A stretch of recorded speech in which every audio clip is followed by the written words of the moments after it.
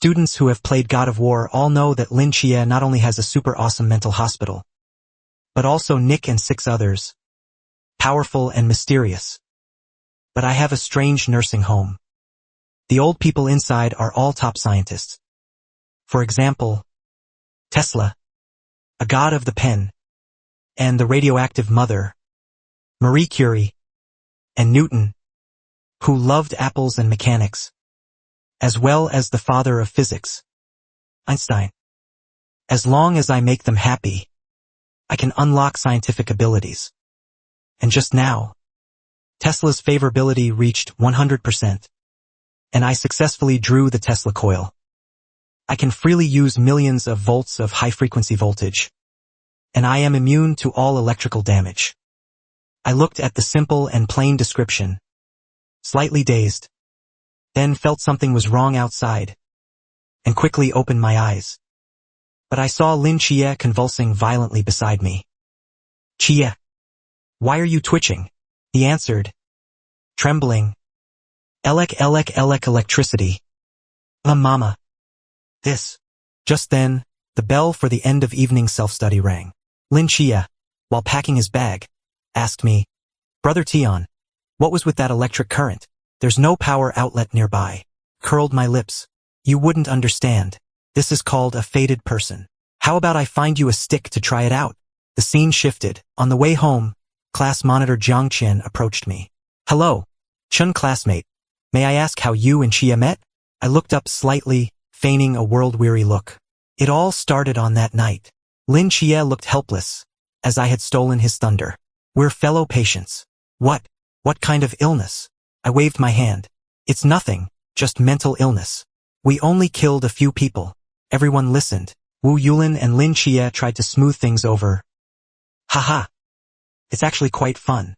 Then a rotten smell hit their noses. Xianxia frowned deeply. "It seems to be coming from over there." Then young Master Wang's scream pierced the night sky. "Young Master Wang is in danger." Everyone exchanged glances, and immediately ran towards the alley. Only I and Xianxia remained standing still. He was frowning in thought, while I, with my hands facing each other, palms flashing with blue-purple electricity, was eager to try it out. "Chia, what are you staring at me for? Let's go." He, with his eyes covered, led me closely. As the distance closed, we saw a monster gnawing on young Master Wang's face. "What good teeth! Don't bother him. Run." I saw Lu Yuan turn sharply, and instinctively pulled Xianxia, preventing him from falling. Another monster followed closely. Jiang Qian and Li Yifei, seeing the grim situation, turned and ran. They didn't even stop to think who their friends were. I spread my hands and said earnestly, "See? It still has to be me." Before I finished speaking, Xianxia grabbed my wrist. "Brother Tian, run. Don't look back and take pictures." I was a bit stunned. "How about you let go of me? I can give that monster some electrotherapy, guaranteed to cure its consciousness." But with him pulling me, I had no choice but to quickly pick up my legs, catching up to Jiang Qian and the others in 2 or 3 steps. The monster's speed was terrifyingly fast. In a few steps, it was behind us. Jiang Qian felt a cold gust of wind behind her, and instinctively wanted to look back. As a result, she came face to face with that roaring face. She screamed in fright, picked up her school bag and threw it at the monster's head. But she stumbled and was knocked down by a huge dark shadow. Blood splattered. Xianxia, forcing down his nausea, pulled me towards another alley. But before we had gone a few steps, another monster blocked the front. Xianxia's face was very grim, a wave of despair in his heart. "Brother Tian, I'll distract him in a moment, you run quickly." Xianxia's voice trembled violently, like a volcano about to erupt. "But I was quite happy during that time." Before I could speak, Xianxia rushed out. In a few seconds, he stumbled back. His guide cane was broken in 2, and the black cloth on his face was cut open. I sighed. Xianxia held the half-broken guide cane, unwilling. Why? He had seen eating angels with his own eyes. been blinded, and confined as mentally ill for many years. He had finally returned to a normal life, only to encounter these monstrous things again. Unwilling to accept it, at that moment, his eyes opened, and a scorching pillar of light shot up into the sky, illuminating half of the sky. Little brother, why are you trying to be a hero with me? Xianxia was startled, turning to look at me. Why haven't you left yet? I twisted my neck. You rushed out too fast. Actually, I can handle this monster. After saying that, I stepped forward, blue-purple electricity flickering around my body. Xia, do you know? Know what? A wicked smile appeared on my lips. I raised my hands. An electric light shot straight into the sky, rivaling the scorching pillar of light. Darkness enveloped everything. I will be the last dawn in the darkness. After speaking, a blue-purple electric orb condensed in my hand, rapidly growing larger. Behind him, a hunchbacked old man's lizard vaguely appeared. Shatter the darkness with thunder. The giant electric orb was as big as an airplane, making us seem tiny. Even the monster's pupils constricted, looking at the huge electric orb. Even young Master Wang in its hands didn't seem appealing anymore. What's going on? Is this a max-level boss accidentally entering a newbie village? Even a realm-crossing expert doesn't have a record of unleashing a big move in 3 seconds. Xianxia looked nervous, glancing at the surrounding houses and quickly shouted, "Big brother, this is a residential area." Immediately, a huge explosion echoed through the sky. The electric orb enveloped the monster. In just 1 second, it turned into black charcoal and fell to the ground. Wild blue-purple electric light spread around, but didn't harm a single civilian house. I weakly collapsed to the ground. The excitement was hard to suppress. Awesome! Ha ha ha! Xianxia struggled to prop himself up with his half-broken cane and walked to my side. Brother Tian, you're truly invincible. Oh, don't try to learn it. You can't learn it. With Xianxia's help, I got up. At this moment, the residual power of the Red Angel also slowly faded. Both of us were extremely weak. Wait a moment. I still have something to do. I took out a tool bag from my empty school bag. Under Xianxia's puzzled gaze, I unzipped it. Inside was a sharp scalpel and delicate scissors. What are you going to do? I'll take some trophies to take back for the old folks to play with. After speaking, I walked over and, with a twist of the scalpel, a bloody eyeball was gouged out. Xianxia looked dumbfounded at me. Brother, tell me honestly, what was the real reason you were admitted to the mental hospital? I tilted my head, and with my blood-stained right hand, scratched my head. You don't know? I only know you have delusions. You were quite crazy in the hospital back then. What else? Xianxia pressed. I bent my fingers, slowly counting. Schizophrenia, delusions, encounter disorder, violent tendencies, and what else was it? Oh right, that doctor also called me a psychopath. Almost forgot. Tomorrow, I'll go back to the hospital and directly cut his neck. Cut him with a knife. No. Xianxia rubbed his temples, looking helpless. I secretly laughed to myself. Actually, I'm not sick. Don't underestimate me now. I'm telling you, I know a lot. As I spoke, I gouged out the other eyeball as well. My mouth, however, didn't stop. Before, in the mental hospital, I had nothing to do, so I went to chat with Tesla and Madame Curie. And as we chatted, I really learned a lot. Just then, another monster hiding in the shadows suddenly moved. The speed was so fast that Xianxia couldn't react at all. He could only watch as its gaping maw lunged at me. The next moment, the monster foamed at the mouth and collapsed to the ground, its body involuntarily twitching twice. I retracted the hand I had just extended, squatted beside the monster, and patted its cheek. Not alive. Not tell me how it feels to be electrocuted. I will write a paper for the old man to read. Xianxia blinked, his face blank. Who am I? Where am I? Enlightened, Brother Tian actually started talking to the monster. Suddenly, within his sensory range, a figure faster than the monster rapidly approached. In the blink of an eye, it was in front of us. Zhao Kongqing chuckled. What's going on? I just got here. I held 2 monster eyeballs and gave Zhao Kongqing an innocent smile. Are you here to steal my eyeballs? Zhao Kongqing took a step back, mentally on guard. What kind of look is this? Why do you look scarier than a monster? I was just passing by. Oh. Then you should be careful. It's not peaceful here lately. There are man-eating monsters. Are you sure it's not people-eating monsters? Zhao Kongqing looked around, feeling even more confused. Just those 2 beams of light clearly came from the 2 of us. The problem is already solved. How am I supposed to recruit them? Just then, Zhao Kongqing suddenly looked at the monster on the ground. He found it still had a breath, so he stepped forward 2 paces. The light blue blade unsheathed, glinting faintly in the moonlight. It directly slashed towards the monster's head. The straight blade returned to its sheath. Zhao Kongqing, unhurriedly, pulled out his walkie-talkie. The 2 fleeing ghost-faced figures have been dealt with. Have logistics come clean up the battlefield. Putting away the walkie-talkie, Zhao Kongqing was about to introduce himself. But when he looked up, he saw me, my eyes misty with tears, looking at the monster's corpse, feeling deeply saddened. Child, you don't need to be sad. It stopped being human a long time ago.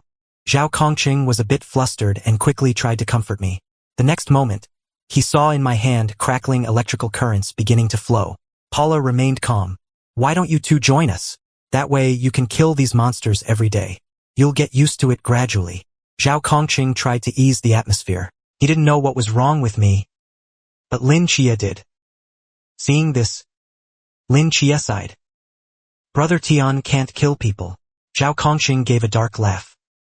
I just said they've long stopped being human. Human. Human. Zhao Kongqing fell to the ground. Electrical currents covering his entire body. His body twitched uncontrollably. His fate unknown. Brother Tian. He's still alive, right? Xianxia asked cautiously. More. But my experiment has some regrets. It's fine. We'll catch another one later. Let's go home for dinner. Xianxia comforted me. Brother. Why are you home so late? And your cane. Who is K. Rue? As soon as we entered the house, we heard Yang Jing, who was guarding the door, ask the soul's 3 questions. Xianxia, while helping me find new slippers, replied, something happened on the way. I lost my cane. This is Brother Tian. I mentioned him to you. Yang Jing's eyes lit up. My brother told me about you. That mental patient. Fellow patient. Good brother. Good partner. Right? Yang Jing quickly corrected herself. Right. Right. Right. I nodded happily, reaching into my backpack. I can't come empty-handed. Let me give you a little welcome gift. Xianxia's expression changed. Besides that bag full of tools in my backpack, aren't there only 2 eyeballs left? Brother Tian. No need. No need to be so polite. Don't give it. Xianxia quickly stopped me. No need. I was a bit confused. Xianxia, helpless, asked, Where's your mom? Yang Jing replied, Mom's working the night shift today. She won't be back until tomorrow morning. Xianxia shook his head with some regret and looked at me apologetically. I didn't know Auntie wasn't here today. You sit for a bit. I'll go make you something to eat. I waved my hand. Anyway, after being discharged, I'm living alone and it's quite boring. Plus, today's battle made me a bit tired. My eyelids can barely stay open. Never mind sitting. Let's just get some rest early. Do you have a sofa here where I can crash for the night? Meanwhile, at the Peace Affairs office, Old Zhao. Why did your hairstyle suddenly change style? When Qima leaned against the door, staring at Zhao Kongqing, who walked in with an afro, she couldn't help but burst out laughing. Chan Nua also heard the commotion and tilted his head, looking curiously. His lips couldn't help but curl into a smile. And old Zhao got a makeover from a divine agent.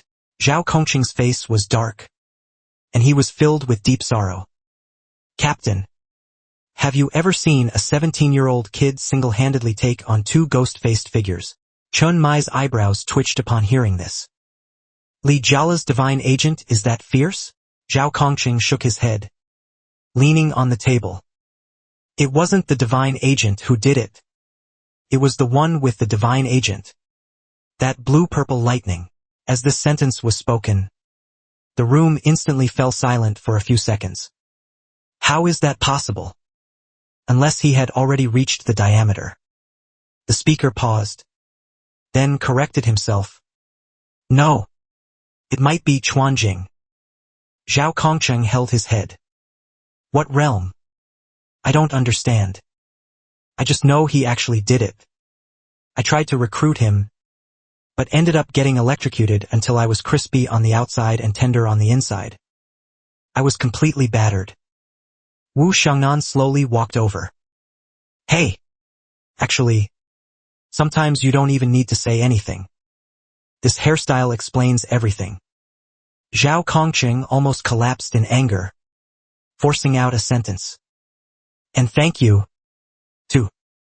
Wu Xiangnan continued to tease. Do you know which restricted area that was? Zhao Kongqing shook his head. I don't know exactly.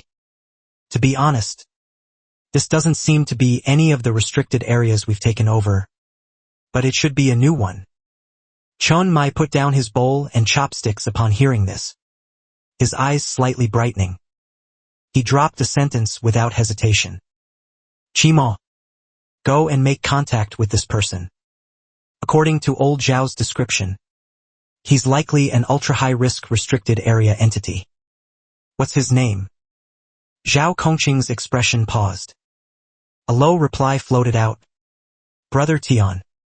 The scene shifted. At the entrance of Hope Nursing Home, Grandpa Tesla, Grandma Curie. I'm back. I carried a black plastic bag and walked through the door. The contents inside swayed with my steps, making faint sounds.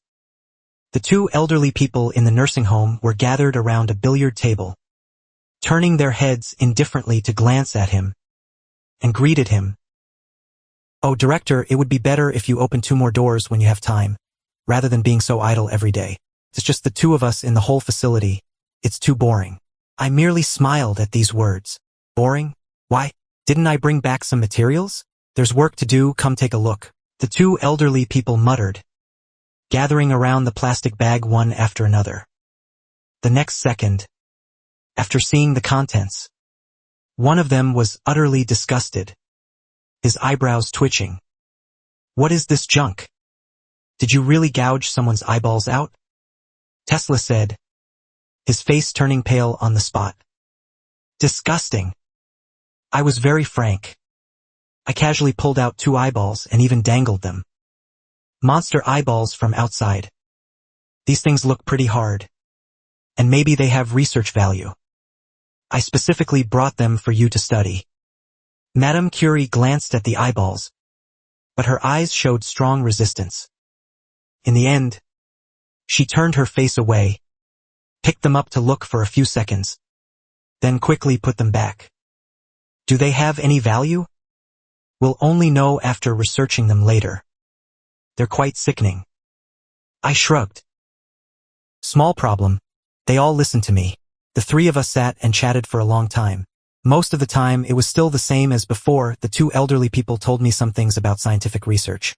But no matter how I tried to liven up the atmosphere, I still couldn't change Madame Curie's worried expression. Madame Curie, especially lately, seemed distant and worried every time we met. This made me feel a bit helpless. Grandma Curie, why have you been so down lately? Are you in a bad mood?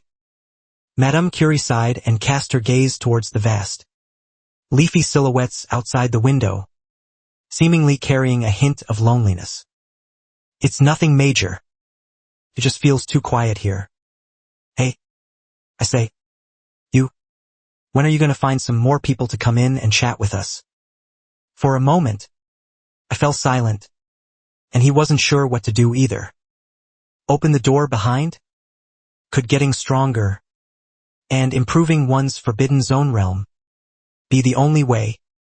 The next day, I was at the nursing home next door, learning some small tricks. I was just about to go meet up with Xianxia, when I'd barely taken 2 steps. I saw a young man wearing a hat leaning against a lamppost. He saw me, winked, and said with a smile, "Hello, my friend." I was stunned for a moment. I looked left and right, confirmed no one else was around, and waved my hand. No need for special services. Thank you. Wenqima. No. Buddy, he said. Do I look like someone who takes money to provide services? What era is this? I'm a coward and sheep. I don't even want it for free. I'm afraid it's not clean.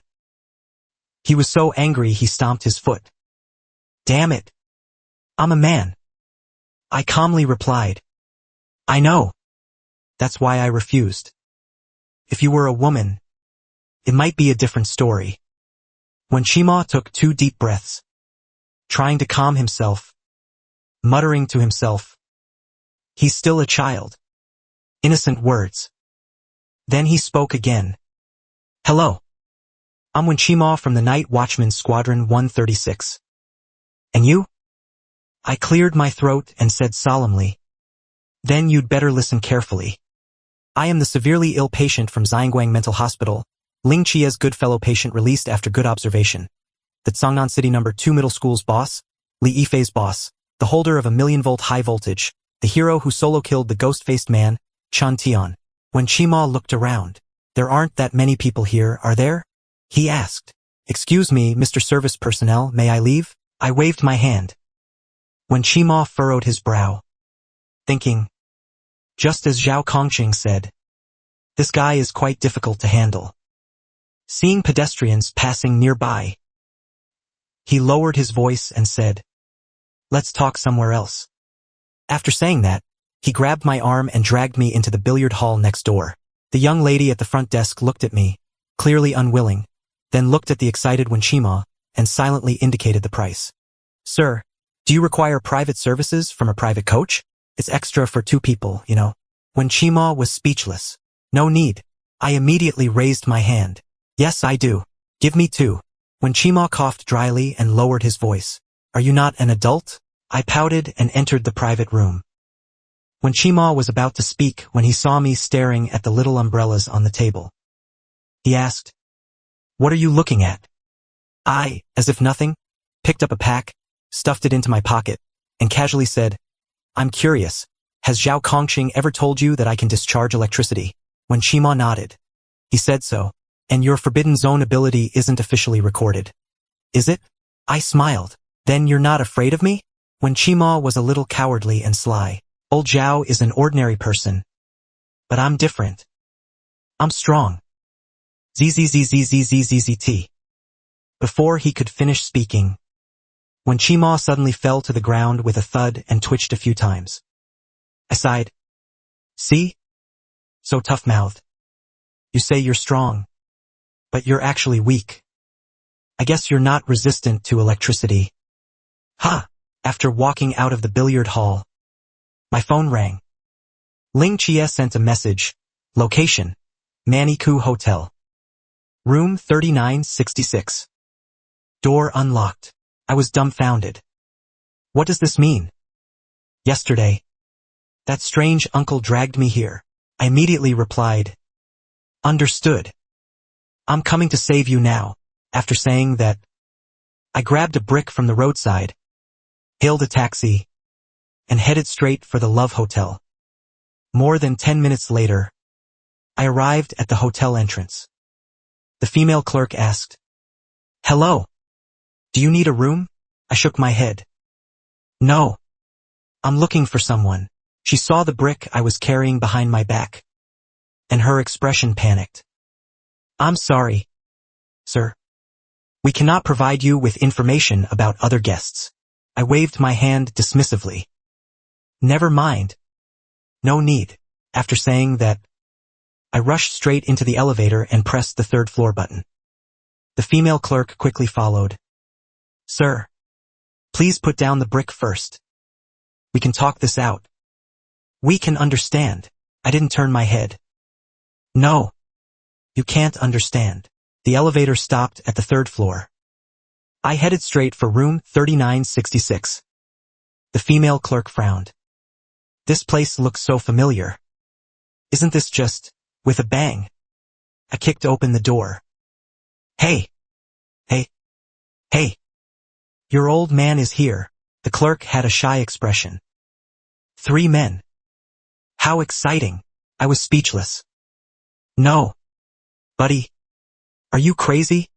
Zhao Kongqing sprang up like a spring, retreating several steps, his heart pounding. He knew I could discharge electricity, and he clearly remembered I should be chatting with Wenqima. Terrified, he vaguely saw a large weak character floating above Wenqima's head. Wow! You forcibly took Ling Qie away. And you still scold me? I shall shatter the darkness with thunder, I roared, the brick in my hand already poised and ready to strike. Zhao Kongqing looked terrified. Brother Tian. It's not that serious. Brother Tian. Ling Qie darted in front of me, afraid that I might really conjure up a Rasengan, because then the entire people in the hotel would probably have to go meet their maker. This is too much. Misunderstanding. Misunderstanding. Ling Qie quickly shooed the clerk away, pulled me into the room, then turned to Zhao Kongqing and explained. He, Chen Tian, is my good brother. He's usually really very kind. Truly. Immediately after, thud, a red mud brick fell to the ground, leaving a small dent in the wooden floor. Ling Qie waved his hand and smiled. This is an accident. Usually, he's so gentle that even if he accidentally steps on an ant, he'd cry for a long time. Clang! A surgical knife fell out of my cuff and directly stabbed into the floor. Zhao Kongqing swallowed his saliva, forced himself to be calm, and sat at the head of the bed. He took a deep drag from his cigarette. Let's sit down and talk. Let me tell you first, I'm not easily scared. He pointed at Ling Qie. He saw Michael. What about you? I looked at him and said calmly.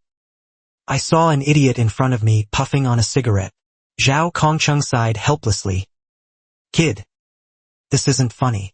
He sighed helplessly and explained to me again about the Forbidden Zone and the Divine Void. Judging by your situation, it's very likely a super high-risk Forbidden Zone. Has Wenqima looked for you? I nodded. Yes.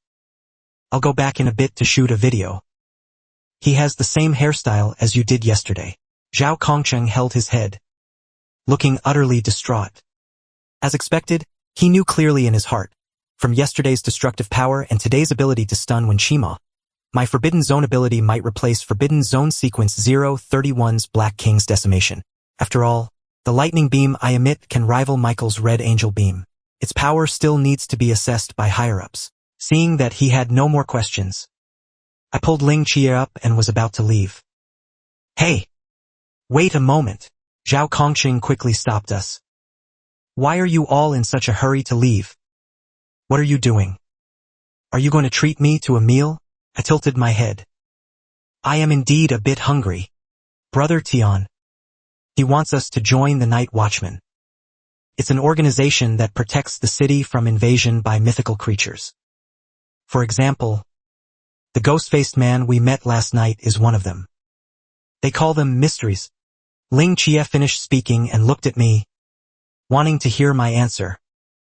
I stroked my chin. In Zhao Kongqing's expectant gaze, I opened my mouth and asked, Qie, are you going? He said he's not coming. But I still hope you. Then I'm not going either. Zhao Kongqing's smile froze on his face. Why? We're protecting our home and defending our country. I gave him a strange look. Ever since I've had memories, I've been locked up in a mental hospital. I was only released a few days ago. Then why did you ask Xianxia if he was going or not? I shrugged. That year, when Xianxia was 7, he became my fellow patient. Normally, when he needed to pee, I still had to help him. When he had no appetite, I still had to feed him. At night, when he couldn't sleep, it was me who told him stories. After saying that, I patted Xia's shoulder. Can he manage without me? Brother, I'm begging you. Next time, can you not bring up the matter of helping me pee? I pulled Xia up. Getting ready to leave. Zhao Kongqing still wanted to hold me back. But then he saw me stop. I looked at the night outside the door. Then I looked at the couple's hotel below. Suddenly I spoke. Old Zhao. Let me see your token. Zhao Kongqing was startled. How did you know? Never mind that. What if I read it? And then I want to join the night watchman. He hesitated, then shook his head, saying, No. The token can't be casually shown to others. I casually reached into Xia's pocket and pulled out a token. Engraved on it were 2 straight blades, crossed, their bodies emitting a faint blue glow. Below, the 3 characters Zhao Kongqing were written.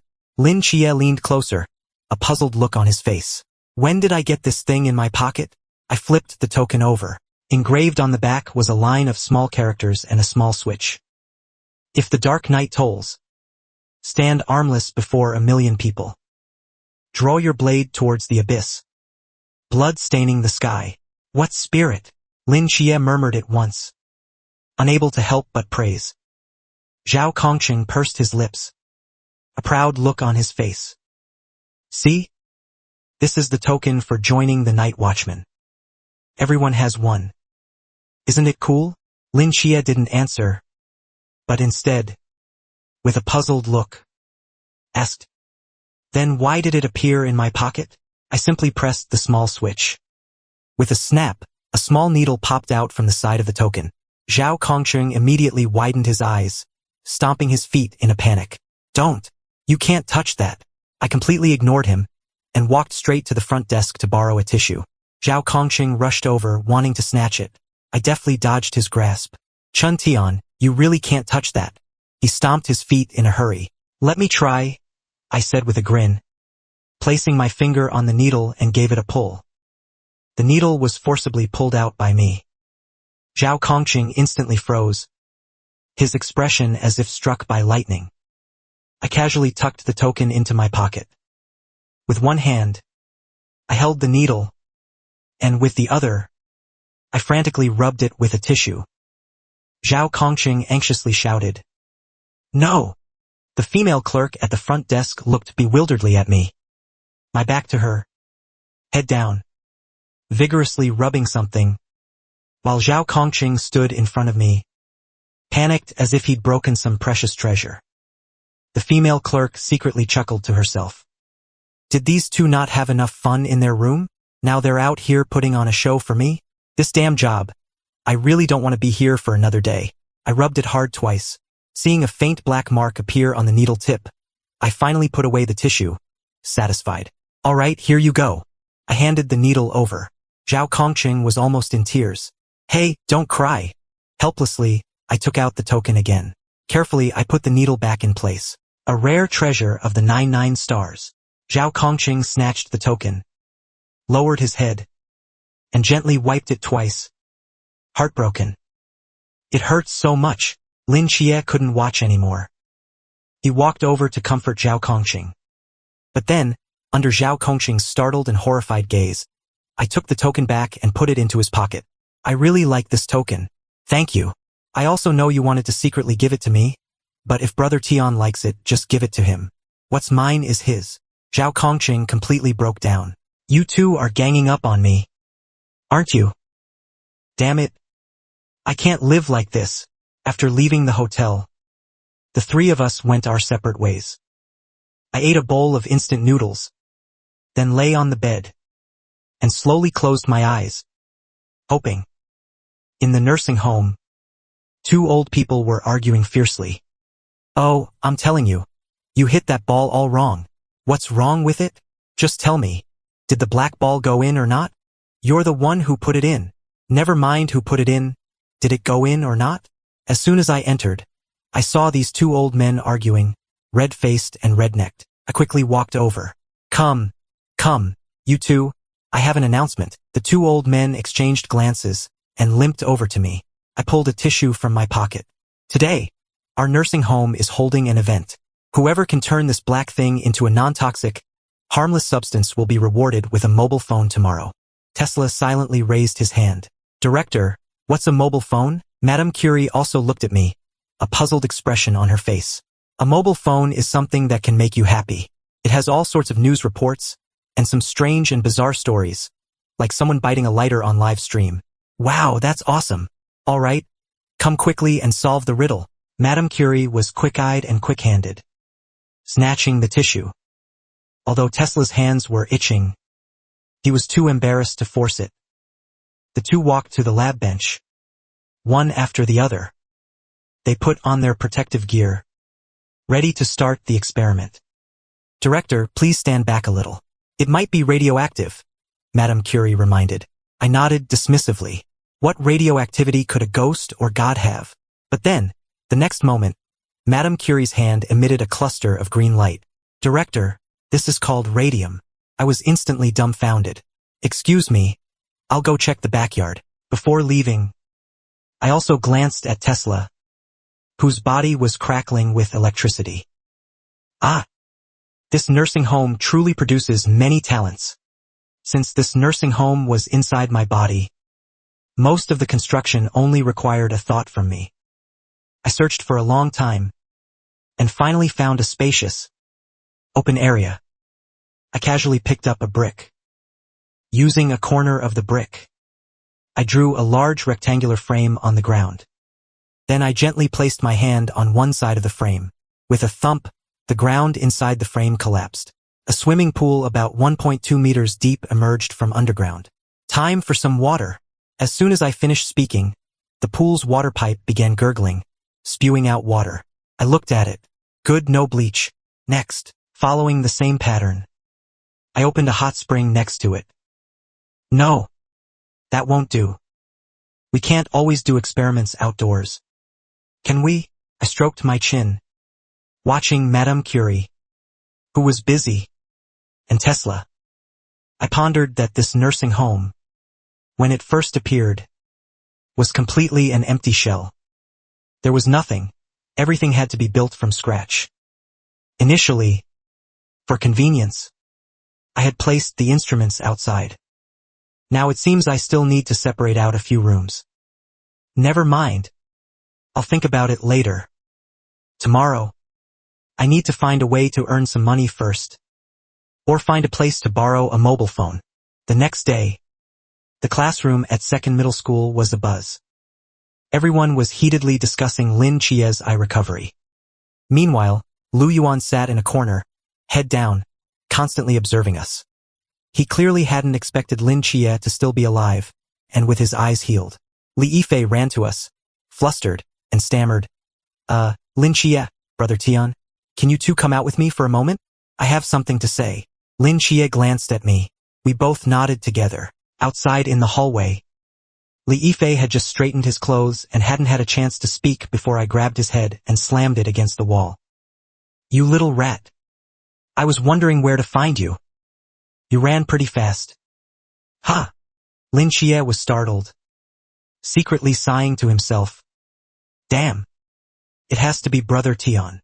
When there's trouble, he really takes action. Apologize to Chia, I demanded. Why yes. I'm sorry. I was just too scared back then. Li Yifei stammered his apology, silently adding in his heart. Actually, I'm even more scared now. Seeing this, Lin Chia didn't know what to say. He quickly pulled us apart and tried to mediate. It's normal human nature. It's understandable. I hooked my arm around Li Yifei's neck and said with a grin, Bro, what about me? I'm sorry, Brother Tian. Li Yifei looked helpless. Just saying it with your mouth? Don't you have some money to spend? I raised an eyebrow. Lin Chia and Li Yifei looked astonished. School bullying is happening right next to me. Brother, it's not that serious, not that serious. If it's about money, then this matter is quite serious. My expression stiffened. It seems that's really the case. But where can I earn money? Or should I go back to the mental hospital to borrow some? Brother Tian, what do you need money for? Li Yifei asked, puzzled. I need a mobile phone. It's for something important, I replied casually. Lin Xie scratched his head, muttering to himself, what's the big use for it? Playing games on 2 accounts. Li Yifei's eyes darted around. He looked around to make sure no one was listening. He said sneakily, I have a spare phone. If you're in a hurry, you can take it and use it. My brows unfurrowed as soon as I heard. I patted Li Yifei's shoulder hard. Like, you're a sensible kid. Little brother. From now on, I'll cover you, just follow me. Alright. Brother Tian. That monster is Li Yifei. He asked tentatively. Don't blame you. Don't blame you. It's perfectly normal. Normal. A newbie, looked indifferent. Lin Xie, what a quick change of face. You weren't saying that just now. As the evening self-study dismissal bell rang, I was examining the spare phone Li Yifei gave me. To be honest, Xie, I feel like if I went and bought a PHS, it would probably run a bit smoother. I complained to Lin. Xie saw the phone, which froze when opening the short video app, continued from 24. He let out a cry and then laughed. Later, if you get a chance to earn some money, buy a new one. Who's going to use it anyway? I don't know either. I haven't decided who to give it to. I carelessly fiddled with the phone. Looking outside, it was already starting to drizzle. Did you bring an umbrella? The scene shifted to inside the nursing home. Have you two figured out yesterday's puzzle? I asked with a smile. Madame Curie wiped her hands and quickly spoke. We both figured it out. Who are you giving the phone to? My expression straightened, and I secretly felt bad. Oh no.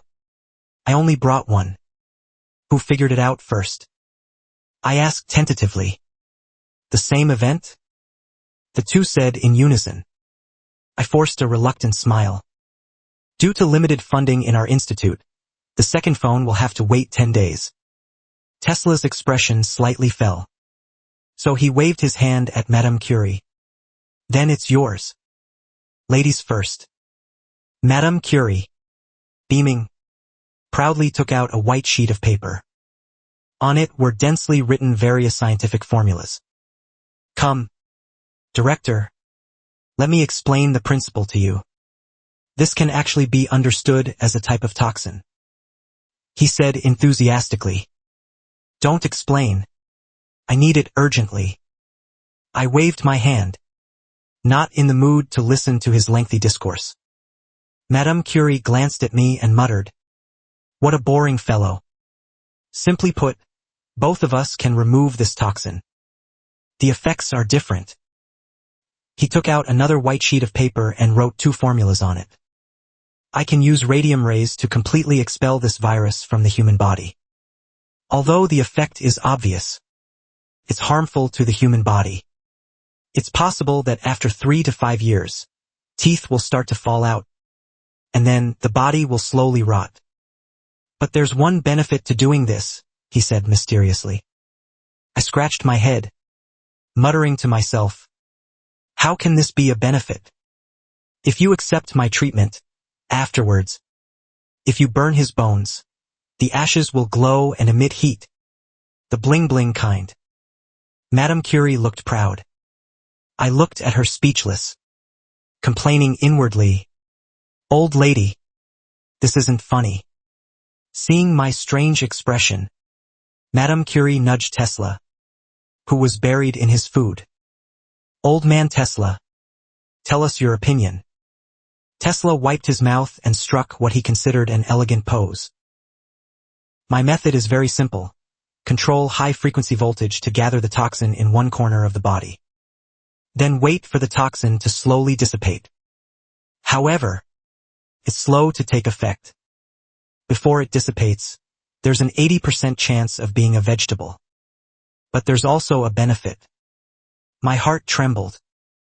I always had a bad feeling. If you accept my treatment, You can get a what you told me about last time.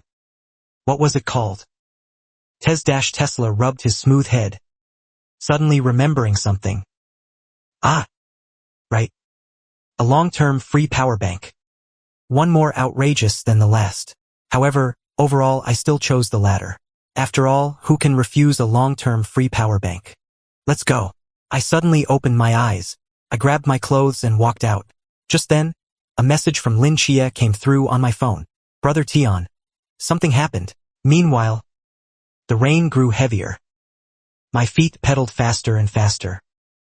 Not long after the bicycle stopped, I heard a roar echoing in the air. General Zhao Kongqing, escorted by Xianxia, returns triumphantly tonight. Don't howl like a ghost in the middle of the night. I couldn't help but shout. As soon as I said this, countless gazes turned towards me, who had just arrived. Among them, Hong Ying and others had particularly unfriendly eyes. Their anger seemed about to find an outlet. Xia's eyes were moist as he looked at me. His voice trembled slightly. Brother Tian, old Zhao is gone. Gone my ass. I ignored the others' attempts to stop me and quickly walked to Xia's side. Old Zhao, wake up. I pinched old Zhao's face and then checked his nose for breath. A hint of excitement in my eyes. Xianxia wondered inwardly, what are you excited about? Brother Tian, no dissection experiments. He was protecting me. Xianxia said anxiously. I know. Do I look like that kind of person? I rolled my eyes. Behind the two, Hong Ying's voice grew closer. You two are the ones old Zhao was trying to win over. I ignored him and said seriously to Xianxia. Chia. Put him on the ground. Xianxia was stunned. Put him on the ground? I can cure him. When have I ever lied to you? My tone was firm. A glimmer of light flashed in Xia's eyes. Can he be saved? There's a chance to save him? Behind them, the members of Squad 136 were all healers. Can he be saved? Do you even know what you're saying? Hong Ying couldn't help but ask. Of course I know. I shrugged. From ancient times until now, I've never heard of anyone who could save someone after using the ghost god's shadow. Hong Ying's tone carried doubt. Isn't that convenient?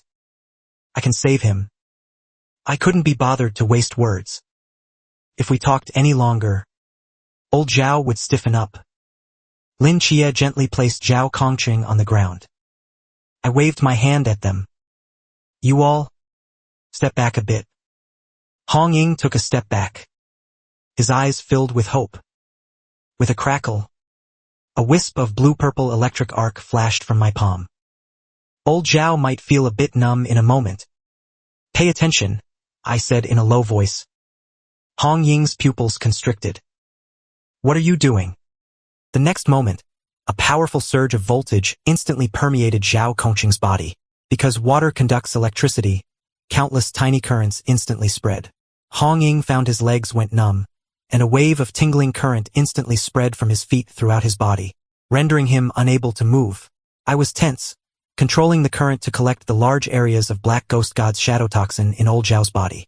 Then, little by little, I gathered them together. But just as Tesla had said, I could only gather those toxins in one corner of the body.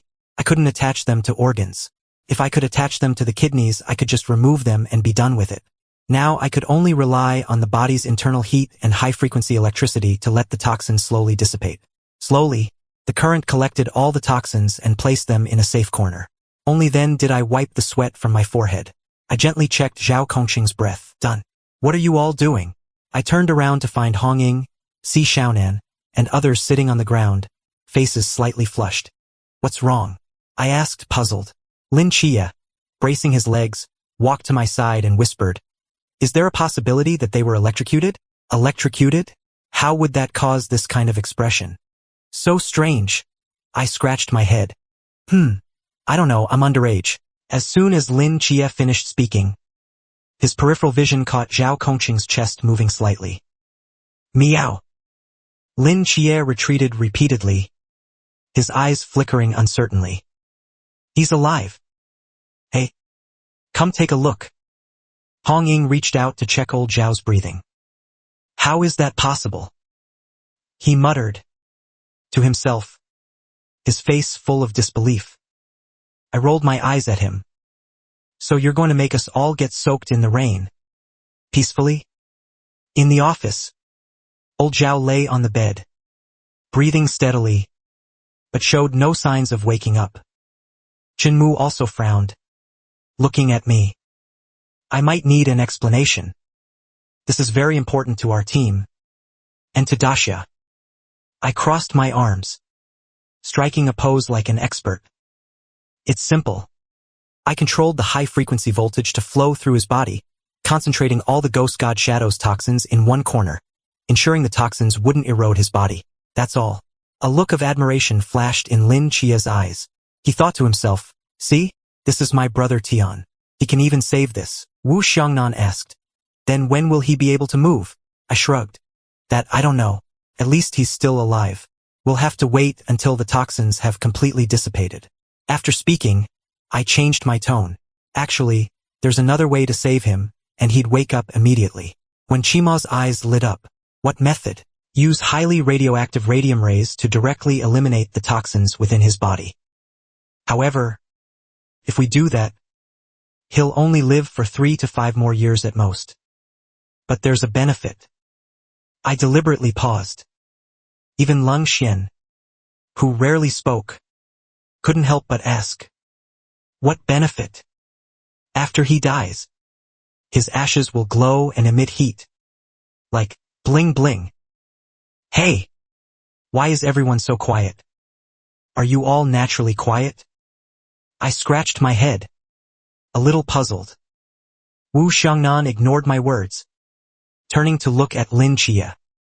You're the angel agent Lin that old Zhao mentioned? Chia nodded. Wu Xiangnan then looked at me. And you're the other one?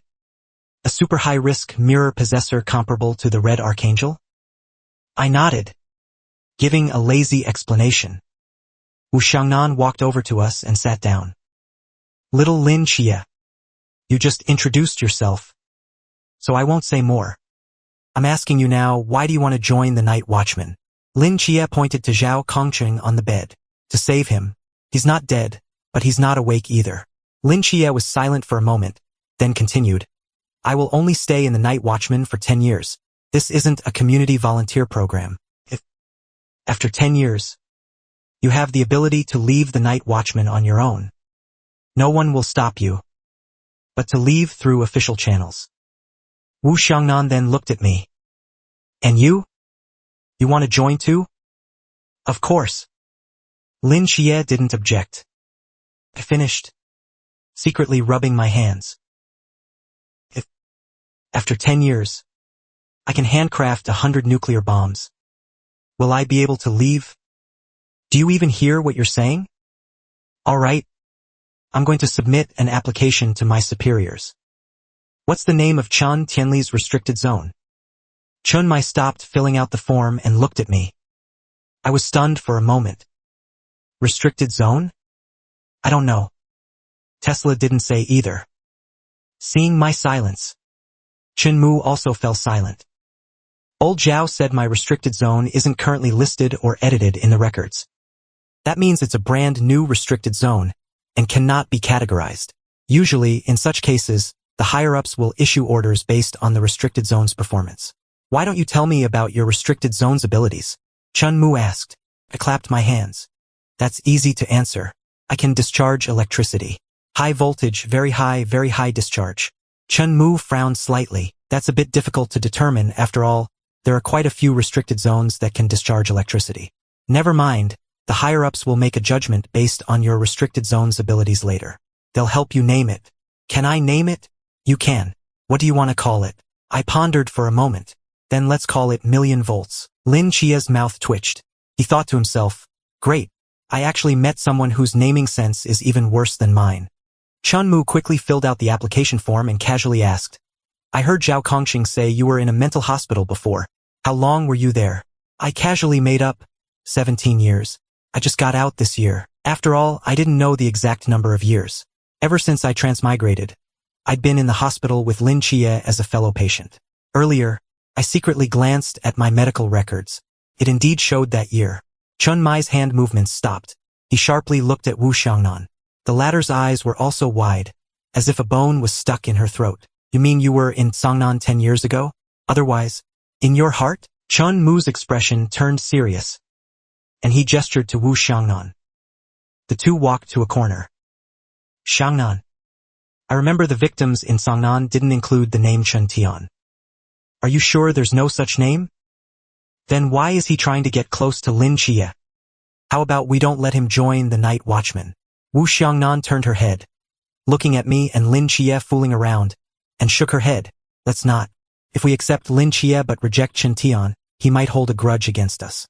Chun Mai rubbed his temples, and could only nod, then keep a close eye on him. I'm just afraid he's Loki, called here to steal from the Peyuan. If not a god, then... Chun Mai's eyes darted around. He walked up to me and bowed slightly. On behalf of Daxia's night watchman, I thank you for joining. From now on, Daxia will be guarded by us.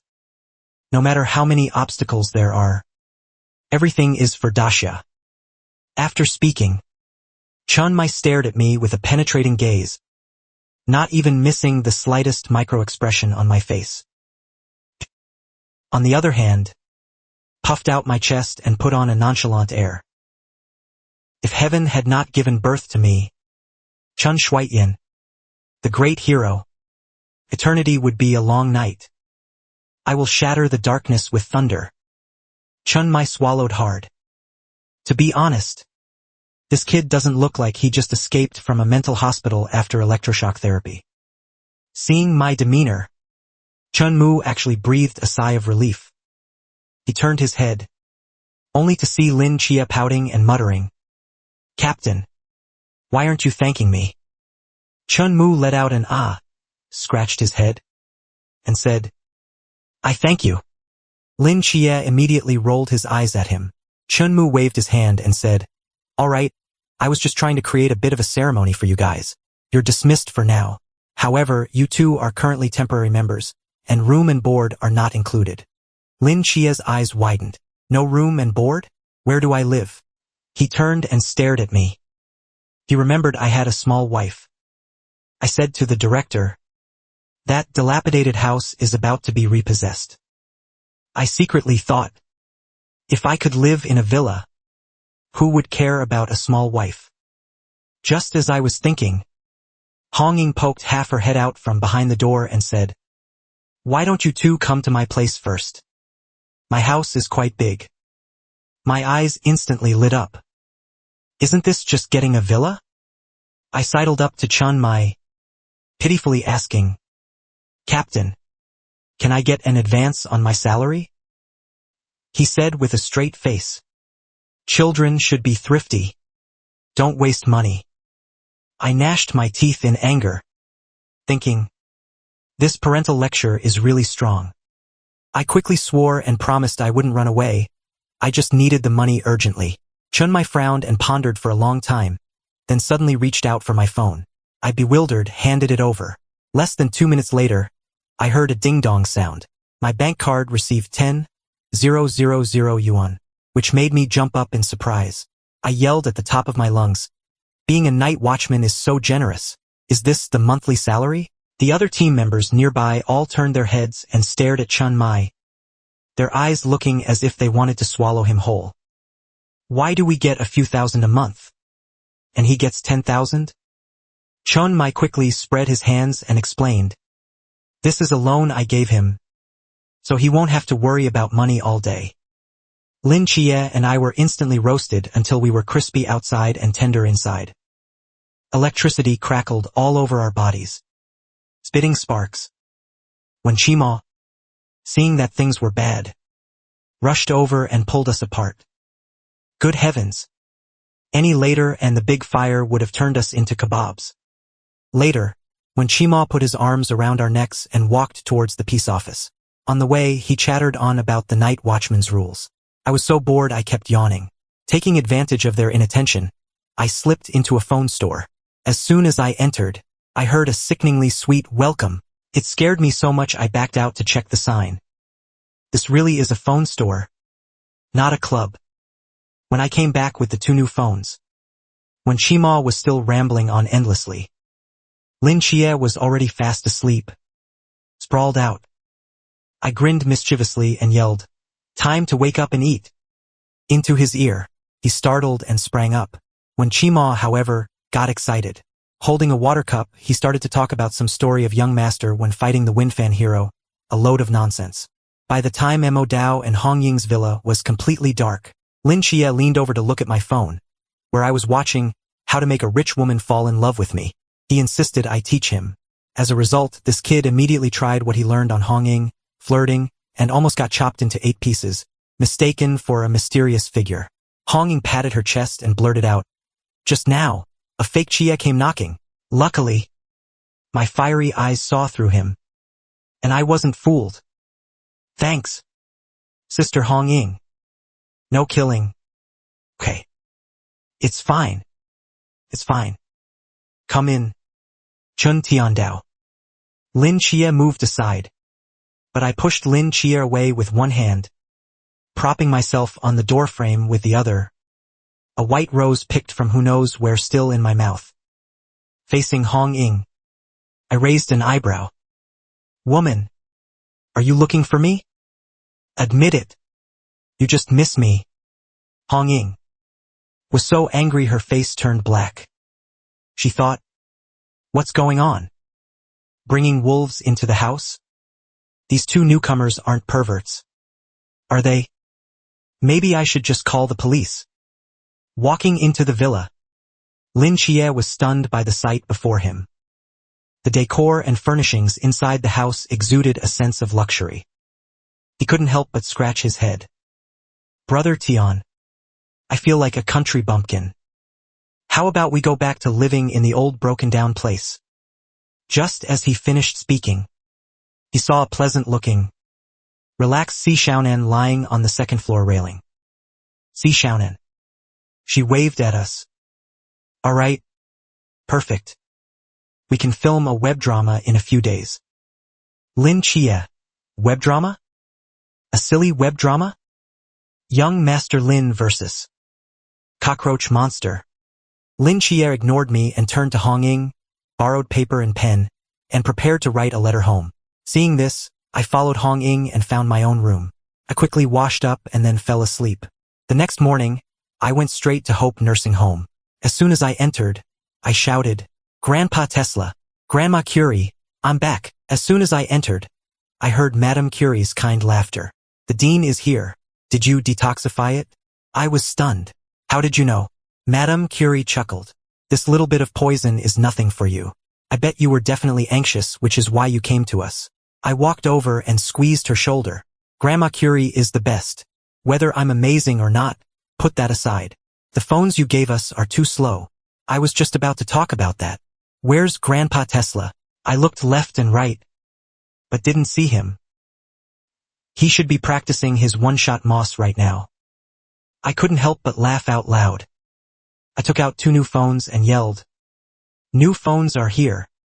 A black shadow instantly rushed over. Don't let Tesla's usual appearance of an old, frail man fool you.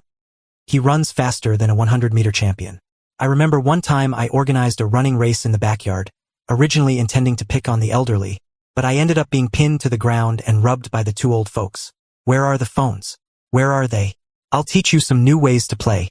Last time I only taught them to scroll through short videos. But it was so laggy. This time, with the new phones, I have to add some entertainment, like news live streams and gaming, focusing on a Wonderland theme. But 2 hours later, I looked at the 2 old people in front of me and fell into deep thought. They had actually opened a side-scrolling anime-style game and were shouting at me, "Dean, can we spend some money? I want to top up 648. Dean, I want to top up too." I held my forehead, a helpless expression on my face. "How about you read some news?" "What news?" "I've been reading news my whole life. Now that I'm old, I can't even enjoy myself?" "That's right. I want to top up. I want a passenger plane. I want to watch Slow Moment. I took a deep breath and checked my phone's balance. Then, will you be obedient?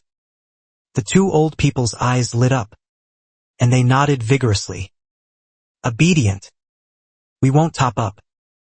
After a long silence, I was just about to ask them if they wanted to go swimming, when I saw Madame Curie's head suddenly had a virtual panel appear above it.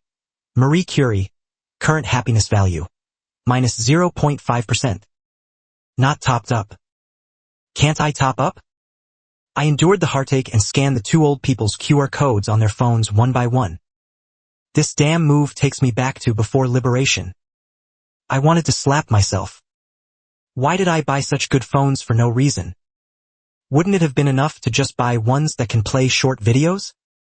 But the next moment, the panel above Madame Curie's head flashed. Marie Curie, happiness value, 1%.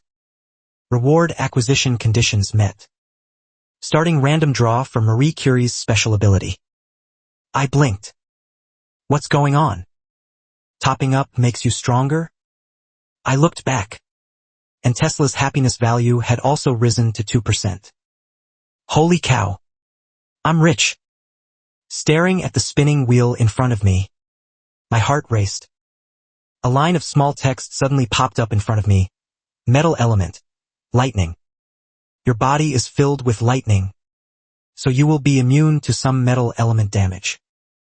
You can use some lightning-related abilities, and you can choose whether or not to possess radiation. At the end, it also added a sentence. Your ashes can already glow. I silently read these 3 descriptions, directly ignoring the last piece of nonsense. The first 2 were quite interesting. Some abilities. I opened my hand in confusion. With a movement of my mental power, my entire hand instantly turned fluorescent green. A cluster of green, tiny liquid also condensed in my palm. I could faintly feel the immense energy contained within it. Hey! My palm lightning. My eyes lit up. A bold idea suddenly popped into my head.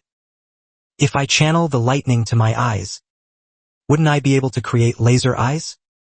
I craned my neck forward and strained my eyes, but nothing happened. That's not right. Where are my laser eyes? I was utterly bewildered. Madame Curie, beside me, frowned as she looked at me, her eyes full of concern.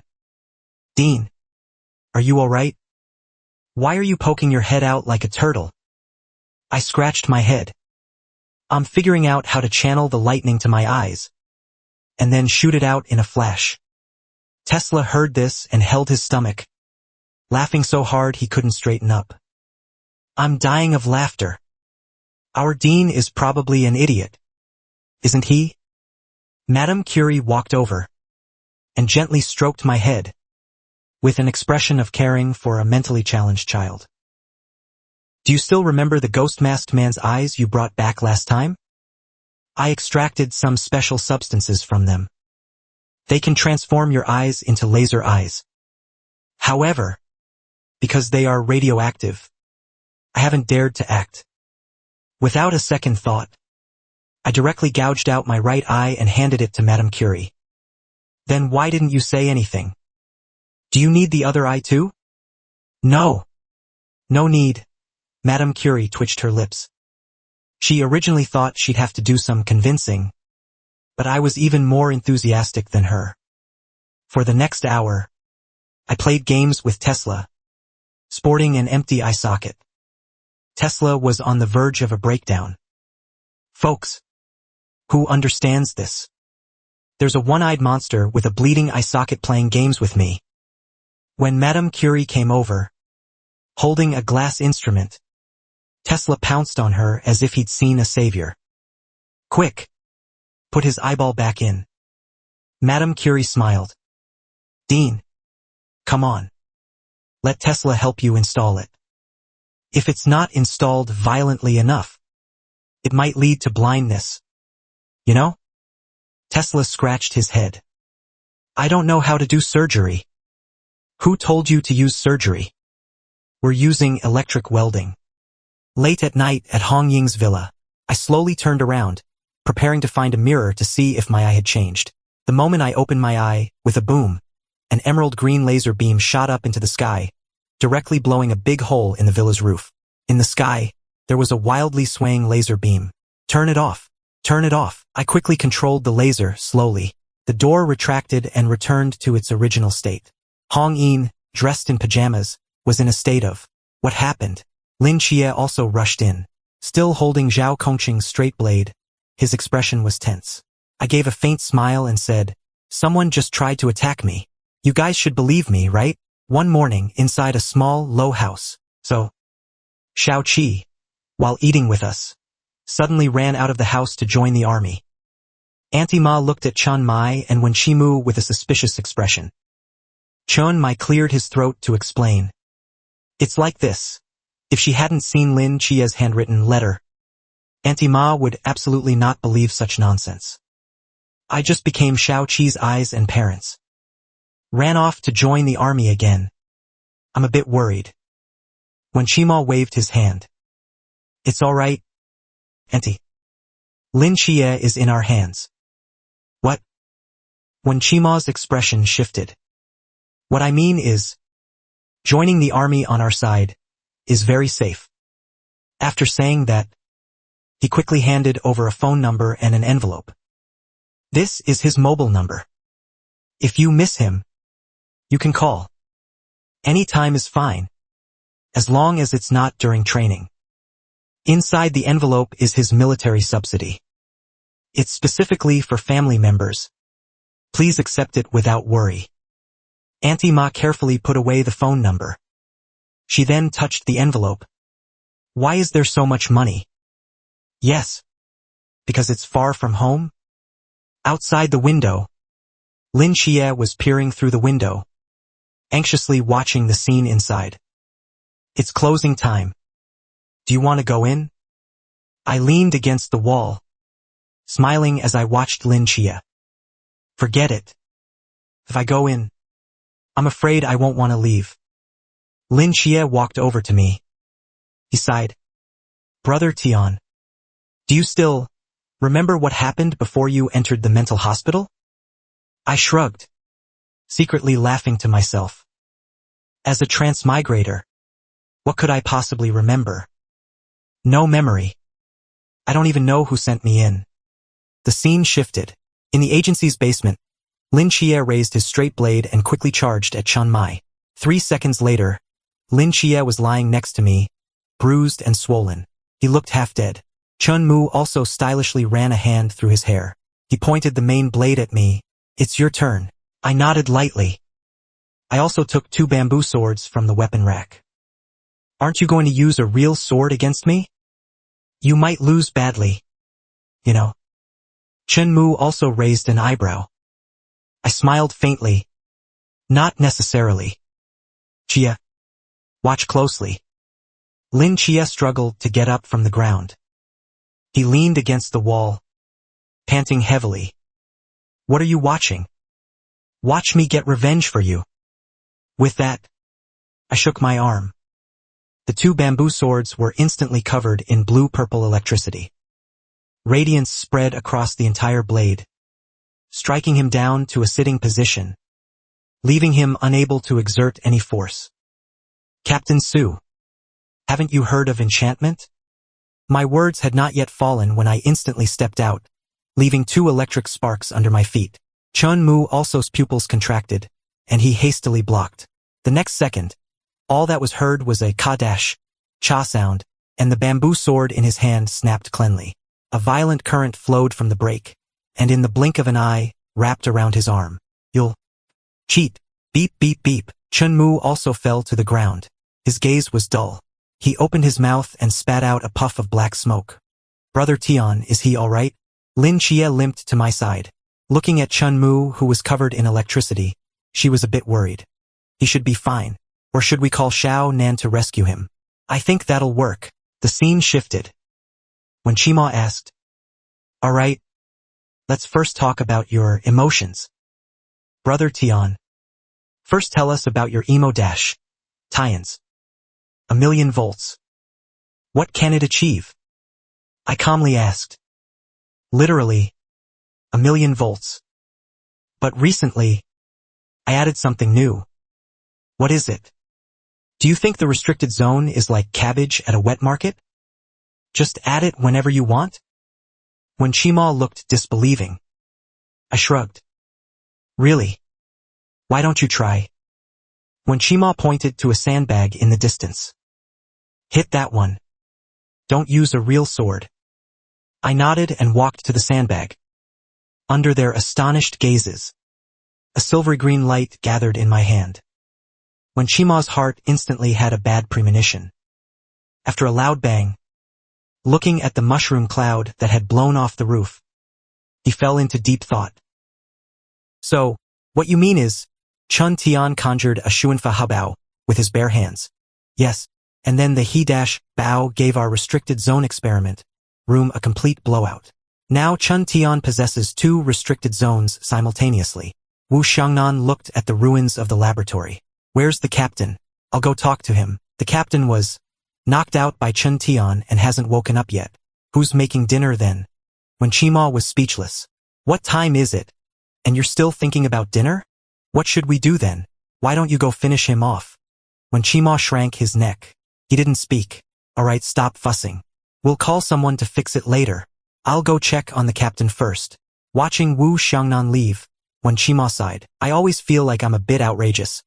But I can't quite put my finger on it. So he walked up to the 3 people playing cards, ready to explain the theoretical knowledge of the restricted zone. But when he saw my eyes, he felt something wasn't quite right. Chun Tian, what's wrong with your eyes? I straightened up last night. When I looked in the mirror, nothing was wrong. Is there anything unusual? I actually feel more energetic. After when Qima finished speaking, he picked up a booklet from the side. What do you mean by this Xinjing Su you mentioned? Tell me in detail. I shook my head. I can, but it can't be reported. You wouldn't want your teammates to be taken away for release. Would you? Lin Chia, who was standing by, also nodded empathetically. After all, he also had a secret within him. The secret of the Starry Night Dancer. But you have to tell me about your ability first, so I can arrange your subsequent training. When Qima said, Hong Ying glared at him, complaining, he's still training? Does he think it wasn't blown up enough? When Qimo returned a look, the meaning was probably, I have no choice either. It's just the captain's orders. Next, I roughly explained the new restricted zone situation to Wen Qima. I just didn't mention Lei. I said it was a strange radioactive substance that could control whether it had radiation or not. This was already shocking enough to hear. After hearing my explanation, when Chima's head grew another size, your situation can't be trained. Lightning Rasengan, plus handcrafted nuclear explosions. To be honest, even the homepage people headquarters might not be able to train you. I don't really care. Training isn't really necessary. If there's a need, I can just open a room behind the nursing home and train myself. For example, last night when I had nothing to do, I set up 2 targets next to the warriors at the nursing home. When I had nothing to do, I just used laser blasts a couple of times. I don't know if it was accurate, but it felt really good. Chia, what about you? What kind of abnormal ability do you have? When Qima was already prepared to be shocked. But Lin Chia shook his head, his tone somewhat low. With me as the center, within 20 meters, I can perceive everything. When Chima's hand, which was writing, paused, he slightly raised his eyes and glanced at Hong Ying. Unfortunately, the latter was also smiling at him. 5 minutes later, when Qima, clutching the large bump on his head, said mournfully, also, dynamic vision has improved several times over. Anything else? It's angel divine might. All divine agents have this. And then, that's it. After a brief silence, when Qima grinned, I know you can also shukuo habao, but you don't want to cause us trouble, right? Hong Ying, who was standing by, frowned. That shouldn't be right. You are a divine being, codenamed 003, the mortal divine jade. I patted Lin Chia's shoulder and whispered, it doesn't matter, little brother. In a while, I'll handcraft a few nuclear bombs and give them to you. When you see someone you don't like, just throw them out. Just as I was speaking, Leng Xian walked over, carrying a sniper rifle. Newcomers, go practice shooting first. We both nodded and followed him to the shooting range. Leng Xian walked among the neatly arranged guns and equipment, saying as he walked, "Firearms have mysterious uses for high-level mystics. Not big, but for dealing with low-level mysteries, it's more convenient than cold weapons. So, for newcomers without superb close combat abilities, firearms are also a mandatory course." After speaking, he took 2 pistols from the wall. He handed one to each person. "Go shoot the target." "Let me see." Xianxia took the pistol. He took a deep breath, raised the gun, and pulled the trigger. He missed the target badly. Leng Xian's face instantly turned a bit ugly. 30 meters. Missed the target. Xianxia, you try. I rubbed my hands, feeling a little excited. After all, this was my first time playing with a gun. So I scurried over to Ling Qia's side. Copying him, I aimed at the target. A gunshot rang out, and Leng Xian shouted from the side, "Bullseye!" I smugly replied, "Keep it low-key," but Leng Xian immediately gave me a violent blow to the head. "You hit Ling Qia's target, and you shot it completely off-center. What's there to be low-key about?" I froze for a moment, then looked closely, and sure enough, my own target was completely empty, while Ling Qia's target had a round hole right in the center. Ling Qia rubbed his head, and gave an embarrassed laugh. "How about you just count it as 5 rings for each of us?" Leng Xian was speechless. I was so angry I threw the gun away. "To be honest, I have another way to train shooting." Leng Xian asked curiously, "Oh, how so?" I walked to the shooting range with a slight smile. A green laser beam suddenly shot out from my eyes. Leng Xian yelled in fright, "No! Wu Xiangnan, are you even human? I'm freaking twitching all over. And you're still telling me to cook." Chun Mai slammed the table in anger and cursed. "By rights, today's first meal for the newcomers should be made by you." Wu Xiangnan shrank his neck, not daring to speak. He could only listen to Chun Mai continue to complain. "Newcomers? Your newcomer can beat up the captain and then demolish the base for good measure? I don't think he's like Loki, sent to steal from the old lady's home. He's more like someone sent to torture me." Wu Xiangnan weakly asked. "Then what should we do?" Chun Mai glared at him. What to do? Help me up to cook." Lunchtime arrived. Chun Mai, wrapped in bandages all over, held a bowl of steaming bone soup in his hand. He shouted with a grin, "Hey! Hey! Hey! Bone soup is here." Ling Qia and I had just finished shooting practice, and together with Leng Xian walked over. I somewhat sheepishly said to Chun Mai, "Captain, are you okay? I'm so sorry. I didn't know you were so unresistant to it." Ling Qia's mouth twitched. TSK. This apology method is too hardcore, isn't it?" Chun Mai clenched his fists, almost spilling the bone soup. He gritted his teeth and said, "Next time, no electricity. Let's fight again." I readily agreed. "No problem." Chun Mai was about to continue serving dishes, when he suddenly turned back and added, "And no hand-rubbing." Seeing me agree so readily, he was quite satisfied and smiled, then turned to ask Leng Xian, "By the way, why did you finish class so early?" Leng Xian helplessly said, "Chun Tian blew up the shooting range." At the dining table, Hong Ying and Wu Xiangnan were arguing fiercely over a piece of meat, their faces red. Chun Mai rubbed his forehead, just about to speak, "Chun Tian will love." But when he looked up, he saw me raising my electrified chopsticks, reaching directly for that piece of meat. Hong Ying and Wu Xiangnan were so scared they quickly let go, and the piece of meat spun in the air and was firmly caught by me. I smiled at my younger brother, Ling Qia. "Come on, Qia, eat more." Ling Qia was a bit embarrassed. "Thanks, Brother Tian. I waved my hand. It's nothing. Why are you being so polite with me? Chun Mai's heart twitched with anger. No more discharging electricity at the dining table from now on. I pouted and replied. Oh. Chun Mai sighed and continued. Chun Tian. The lab and the training room have both been blown up by you. They can't be repaired in the short term. But training must continue. I was a bit confused. What do you mean? He explained. Literal meaning. We'll go to the training ground in a bit. You will train Xianxia and will observe and guide. I was stunned, thinking, let me train Xianxia? What kind of operation is this?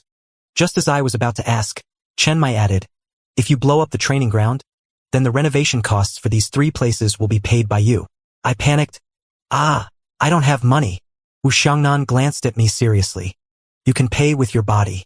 At the training ground, all members of Squad 136 were present. Except for Xianxia and me. Everyone else was wearing a full set of insulation suits. Chen Mai announced. All right. We can start. Xianxia looked at everyone's exaggerated gear with a bewildered expression. Muttering to himself. Heaven knows what Captain just secretly told Brother Tian. Why are they so nervous? They're not going to shoot me with those laser-emitting eyes. Are they? That would kill someone. Okay. I stood in the center of the field and smiled slightly. Chia. I'll discharge electricity in a bit. You run. Seeing Xianxia looking bewildered, I didn't explain. Electric light flashed under my feet, and my whole body floated up. I shouted, hee hee. With thunder. Shatter the darkness. Xia's face turned pale with fright. He only saw me spread out in the air like a large character. Several flashes of electricity enveloped me, lifting me up. Electric light instantly spread across the entire training ground's gun racks and ceiling. Even the lit chandeliers began to flicker on and off. The entire training ground was enveloped in electric light, and the atmosphere was so tense it was suffocating. Streaks of lightning condensed out of thin air. One of them appeared directly above Xia's head. Xia's heart tightened. He quickly closed his eyes and opened his full perception.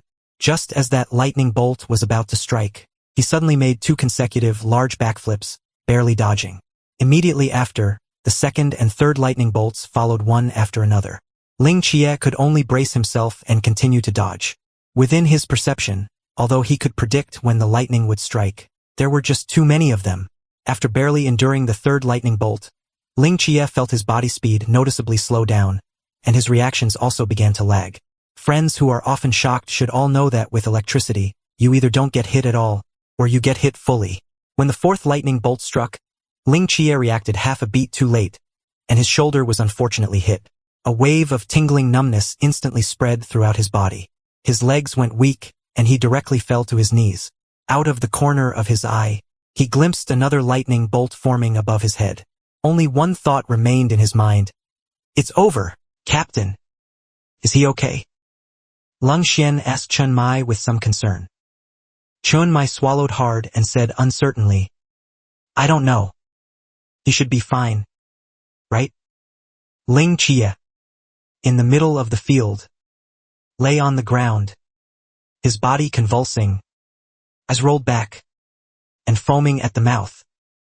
Chun Mai secretly rejoiced in his heart. It seems Chen Tian already gave me a lot of face this morning. He quickly shouted. Stop! I reluctantly retracted the high-voltage electricity. The group rushed to Xia's side. Lung Xian felt Xia's pulse, and his face changed. Captain, he has no heartbeat. What the hell? Chun Mai was startled. I awkwardly rubbed my head and explained. He'll have one in a bit. He just hasn't been experimented on yet. This thing can be experimented on. Chun Mai glared, fuming. By rights. Yes, I said innocently. After a while, Yi finally slowly woke up. He weakly said, Brother Tian, next time, go easy. I already went very easy. Actually, it was less than 10,000 volts just now. I shrugged. Thank you for sparing my dog's life. Ling Xie rolled his eyes helplessly. Chen Mai stood by, arms crossed, feeling an unspeakable satisfaction in his heart. Thinking, you stinky brat. You didn't get beaten during the day. But you won't escape tonight, right? Thinking this, he stroked his chin and suggested, how about from now on, everyone in Squad 136 trains like this? The others immediately exploded upon hearing this. Captain, if you want us dead, you can just say so. We'll do it ourselves. Ling Xie was helped up. Supporting himself, he stood up, looked at the night outside the window and asked about the timing of the formation. Wu Xiangnan took out her phone to check the time. 11 o'clock at midnight. You were unconscious for 4 hours. I saw Michael fall from the roof and was only unconscious for 3 hours. Lin Xie sighed, only feeling that his future was bleak. Chun Mu also clapped his hands and announced, you're awake. Since you're awake, let's dismiss. The training starting tomorrow will follow this standard. Once everyone has mastered the first stage, we'll then let Chen Tian begin the second stage of training. The second stage, for everyone in the alliance. I call it anti-radiation training. Chun Mu also said proudly. On Peace Bridge, Lin Xie and I stood side by side, gazing at the night sky, unable to help but sigh. I teased. Another late night pretending to dream, eating someone raw. I'm very sorry. Lin Xie gave me a helpless glare, looking at the sparse vehicles passing below and asked, Brother Tian, what are your plans for the future? I paused. I then leaned against the bridge railing, gazing at the night sky. I'll follow you and hang out with the night watchman for 10 years, then watch you get married and have children. Oh, right, with our relationship, it's perfectly fine for your child to call me uncle, right? Lin Xie gave a silly laugh. Why, aren't you getting married?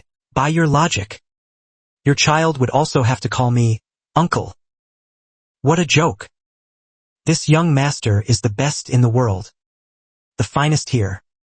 Which woman is worthy of me? Brother Tian, after all these years, your arrogant streak has never changed. Lin Xie laughed, shaking his head. I waved my hand, as if to say, let's not talk about it.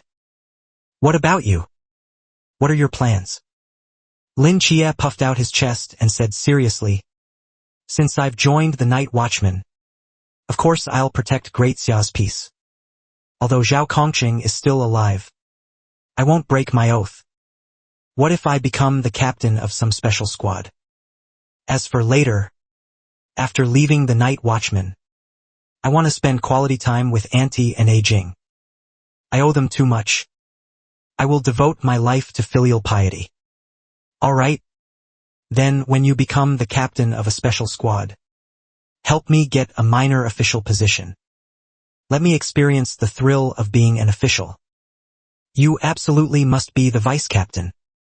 Lin Xie said cheerfully, I don't want to be the one who has to make long speeches. When there's work, the vice captain does it. When there's no work, the vice captain also does it. I said with a look of disdain. Isn't that just a secretary? Lin Xie teased. I rolled my eyes at him. Isn't it the same? Give me a military strategist position, and that'll be fine. Later, I'll give you advice and strategies, and if there's any trouble, we'll both dump it on the vice captain. Ha ha ha. Good idea. Lin Xie laughed, bending forward and backward. He rested his chin, gazing at the neon lights below the city, and slowly sighed. I heard during the day that after the intensive training ends, the newly joined night watchman will be reorganized. At that time, we might be assigned to Guangzhou, Shenzhen, or Shangjing. It's all possible, but if... I patted his shoulder and comforted him. Don't worry. I'm not going anywhere. Don't forget, I've been helping you since I was 7. Can you not bring that up? He interrupted me, somewhat helplessly. All right. Still comes down to that one saying, can you manage without me? I chuckled and teased. I hope in the nursing home. Madame Curie shook the clean dishes in her hand. Director, are your eyes working well? Are there any side effects? No? Wait, you don't know if there are any side effects? I was a little surprised. I don't know. You're the first person to be modified. There were no clinical trials before. Madame Curie shrugged. I sighed, thinking, never mind. They're all old people, no need to quibble over these. Madame Curie, do you have any research on biology and genetic mutations? I asked casually. Madame Curie chuckled, clearly not expecting me to suddenly ask this. Some, but it's not comprehensive. Tesla on the side, holding his phone, leaned over. He rubbed his smooth head. Biology? Ask me. I understand. My eyebrow twitched. Didn't you major in physics and mechanical engineering? You understand biology too? Tesla put his hands behind his back and tilted his head. Although I don't understand it, I did chat with the old man in room 3 before. He's a biologist. Room 3? My pupils contracted. Who is in room 3? Tesla gave a sly smile. It's a secret. You'll know when the time comes. This aspect of biology I can also teach you enough to get your doctorate. The next day, Xianxia and I pushed open the agency's door. You two are finally here. Honging hastily jumped up from the sofa, grabbed us, and pulled us towards the inner room. Xianxia frowned. What's wrong, Sister Honging? The mysterious has descended. That's right. Honging pulled our hands and said hurriedly. As soon as we opened the conference room, we saw a familiar face. Big brother. Li Yifei walked up to me, his face full of shock. I slightly cupped my fist. Third brother. Why not second brother? Li Yifei was a little puzzled. I patted Lin Chia's shoulder. This is my second brother. Li Yifei, with a serious expression, nodded and cupped his fist at Lin Chia. Second brother. Third brother. Lin Chia was a bit stunned. After saying that, he looked at the winking Li Yifei. So he cupped his fist at me. Big brother. Second brother. Third brother. Big brother. Chen Mu also looked squarely at the three of us who were becoming sworn brothers, and leaned his head next to Wu Xiangnan, asking in a low voice, Are you sure they aren't from the same mental hospital? Probably not. The data shows Li Yifei had no prior history of mental illness. Wu Xiangnan was also a little unsure. That shouldn't be right. You mean this kid ran over to report a case? Is there a possibility that there's no mysterious event, but he's just having an episode? Chen Mu mumbled. Wu Xiangnan clapped her hands. You know, you might be onto something. Si Xiaonan covered her forehead and helplessly ran up to us. Stop with the sworn brotherhood. Let's have the meeting first. My eyes lit up. Fourth sister. Si Xiaonan looked bewildered. Be big brother. Fourth sister. Second brother. Fourth sister. Third brother. The farce subsided. Afterwards, Li Yifei briefly explained the course of the events, which was simply a snake demon causing mischief and so on. Then, Wu Xiangnan divided the forces into two groups. One group would infiltrate Erzhong to find the mysterious entity's true form. The other group would spread out near Erzhong to search for other infected individuals. Chen Mu also nodded, his gaze sweeping across everyone. For the internal infiltration, Hong Ying, Si Xiaonan, Lin Chia, and Chen Tian will go together. After all, you all fit the image of high school students. Lin Chia and Chen Tian were also students at Erzhong before, so they are more familiar with Erzhong. After Chen Mu finished speaking, he looked at me again and repeatedly warned, Don't kill people casually. Electrocution counts. And explosions count too. I had a question mark above my head. Am I that kind of person? Aren't you? Chen Mu retorted. Lung Xian came to Lin Xie and handed him a pitch-black pistol. My marksmanship might cause accidental injuries, Lin Xie hesitated. The meaning of a gun is not just killing, Lung Xian said, then glanced at me. Don't give him the gun. Alright, you're all ganging up on me. Aren't you? I'll get back at you all. 20 minutes later, four figures in school uniforms stood at the entrance of Urjong. 2 girls carried suitcases, and 1 boy carried 2 suitcases. Brother Tian, why can't you carry your own? Lin Xie asked helplessly. It's too heavy. I don't want to. I shrugged, looking completely justified. Hong Ying disdainfully tugged at her school uniform. So, how do we get in? Simple. I rubbed my hands, and a faint glow appeared in my palms. Wait a minute.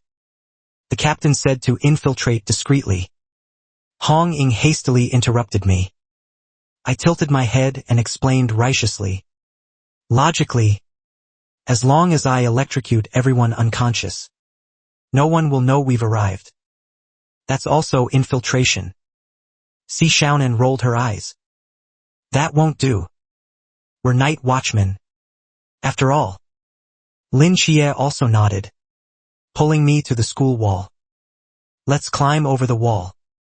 Alright, I sighed helplessly. The 4 of them climbed over the wall in an orderly fashion. Hong Ying and Si Xiaonan's movements were extremely graceful and light. They danced elegantly in the air, while Lin Xie and Xie pulled me. I struggled to climb up. Tiangu, why do you struggle even to climb a wall? Lin Xie took off his school uniform. He condensed it into a rope and handed it to me. Do you understand the value of a mage? Why should a mobile turret know how to climb walls? I complained while grabbing the rope.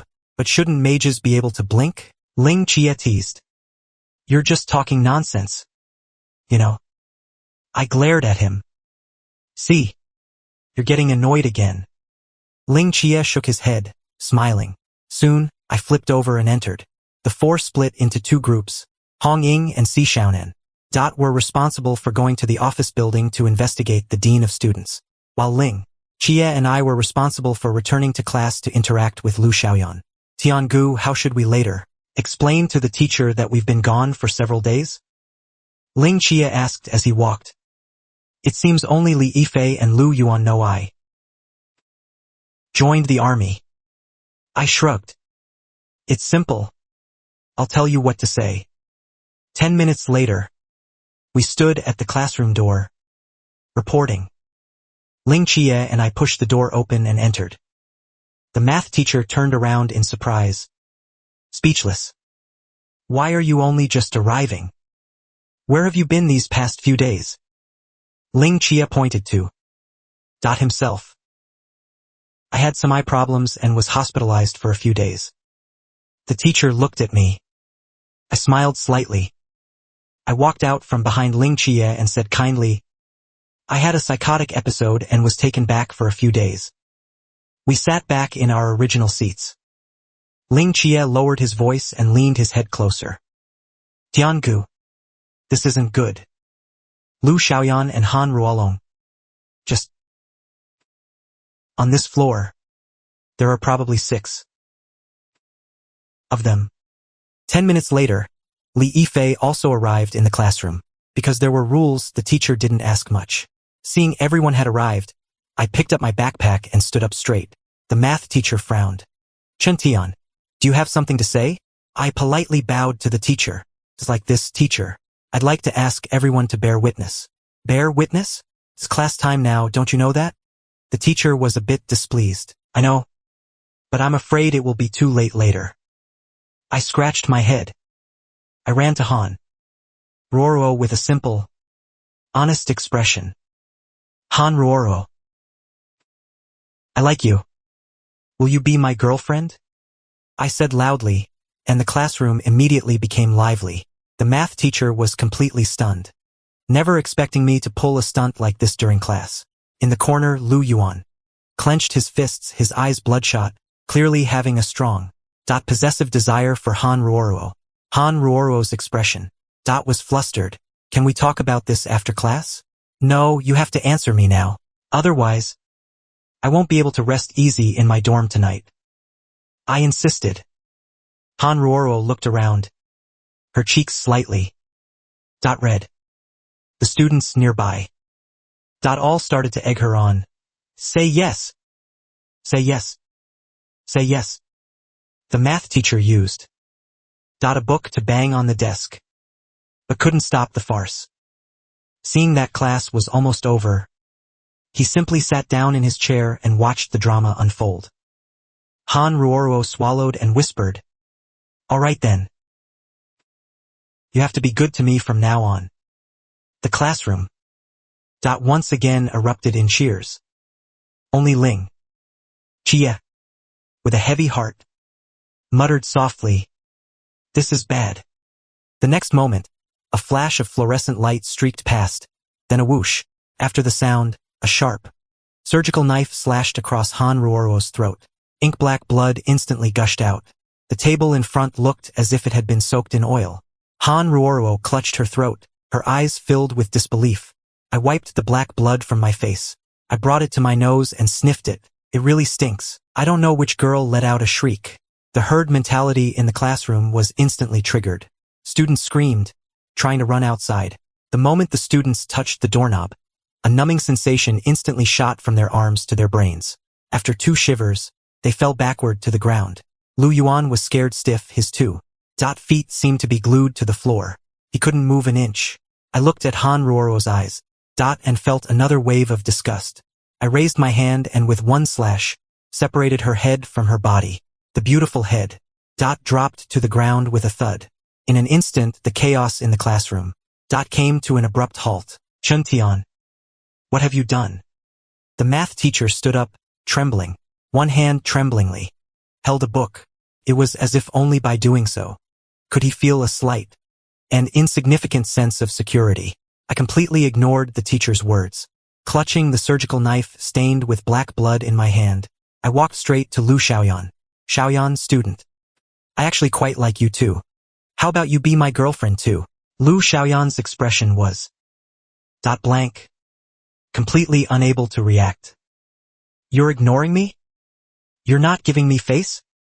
She suddenly recoiled a few steps, and her head suddenly exploded, and transformed into a hideous tongue monster. "Actually, I quite liked your appearance just now." I casually flicked my hand. The surgical knife, carrying an electric glow, directly pierced its head. The next second, its tongue burst like a balloon. Black blood and fragments splattered everywhere. I looked at my masterpiece with satisfaction. I then glanced at the corner, where Lu Yuan was so scared he was almost wetting his pants. This also counts as indirectly saving his life, right? Dude, I'm a pure saint. Monsters deal with monsters. The little girl who had screamed earlier shouted again. Her voice pierced my eardrums. I hooked my finger, and the surgical knife was drawn back into my hand by a static electricity technique. Walked straight towards her. "Tiangu." Ling Xia quickly stood up and blocked me. "You just killed 2 snake demons. Being arrogant is one thing, but if you kill her, you'll have to go back to the hospital." I was pulled by my arm, but I was still unhappy. I flicked my wrist and threw the surgical knife out again. The knife stuck into the wall behind her, just 1 centimeter from her head. "Quiet down. I don't like too much noise," I said ominously. I turned back and said to Lin Xia, "Let's go. Time to kill snake demons." Just then, the class bell rang. "Tiangu, it's time for the flag-raising ceremony." Ling Xia stood up, his expression serious. "What about them?" "Don't worry about them. After we go out, I'll weld the classroom doors and windows shut." Ling Xia nodded, then shouted sorry to the others. He pulled me and we left the classroom. "Are we going to the flagpole on the sports field together?" "I can observe better. You go. I have other plans." I wiped my face and changed clothes in the restroom. Then I temporarily parted ways with Ling Xia. Outside in the corridor, students were slowly making their way to the stairwell. I turned sideways, dodging the crowd. In the crowd, I precisely found a boy wearing glasses. The boy looked blankly at my sudden appearance. "Is your name N. Qingyu? Let's go, you're under arrest." I grabbed N. Qingyu's arm. I walked against the flow of people heading upstairs. Soon we reached the school rooftop. "So who are you?" N. Qingyu was already holding a surgical knife in his hand, his eyes wary. See, you're getting impatient again. I made a gesture. I made an elegant gesture. Hello, let me introduce myself. My name is Chun Tian. They all call me Dr. Chun. Doctor, you look about my age. Knowledge knows no age. For example, what have you been researching lately? Qingyu? He narrowed his eyes. I'm researching biological inheritance and gene mutation, as well as some clinical medical research. I clapped my hands. What a coincidence. So am I. The next second, I pulled out a piece of white paper covered in formulas. Qingyu saw the content on the paper. His pupils suddenly constricted. This is actually. He snatched the white paper. His expression was agitated. Did you deduce all of this yourself? Of course. Do you think I'd lie to you? And Qingyu ignored the danger and from his pocket, pulled out paper and pen, and began to calculate following the formulas. I watched him proudly, arms crossed. Very good. I call this paper the Qingyu capture chess. It doesn't matter if you don't know me. After you read the contents of this paper, you'll find a way to get to know me yourself. This also proves that I didn't waste several hours listening to Grandpa Tesla talk about his glorious past. Who exactly are you? How did you research these conclusions? About 10 minutes later, and Qingyu stopped, his eyes staring at me fanatically. May I perform partial slicing and research on you? I can put you back together. Oh, that's not allowed. But I'll show you something fun. I hooked his neck and looked down at the drill ground. The students were ready. Let's make a bet. I can make all their hair stand on end. And Qingyu was startled. Bet what? If you lose, you have to explain all this biology-related content to me from start to finish. No problem. If you lose, you'll be my little brother. How about it? Okay. I smiled slightly, holding a thin, small electric current in my hand. It rapidly spread down the wall from the rooftop. Upon reaching the ground, it instantly formed a massive electric net, covering the entire school ground. Immediately after, the students on the drill ground almost simultaneously, a physical legacy. A tiny tingling sensation from their feet to the top of their heads. It stood up, and Qingyu's eyes widened, his face full of shock. Really, all the students, male and female, had their hair stand on end towards the sky at the same time. The scene was ridiculously funny. This situation was simply like some inexplicable scientific phenomenon, immediately capturing Qingyu's attention. Big brother. I smiled. Don't rush, it's not over yet. As I spoke, the electric net crackled. I gently snapped my fingers. On the drill ground, the students who had been standing, one after another, began to convulse. Their whole bodies shocked, they fell to the ground. Big brother, teach me. A glint of admiration flashed in Qingyu's eyes. This is a true divine being. Not bad, you're sensible. Then from today on, you are my fifth little brother.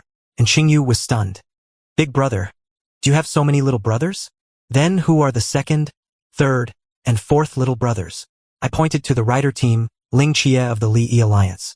That's the second little brother. After speaking, I leaned against the wall.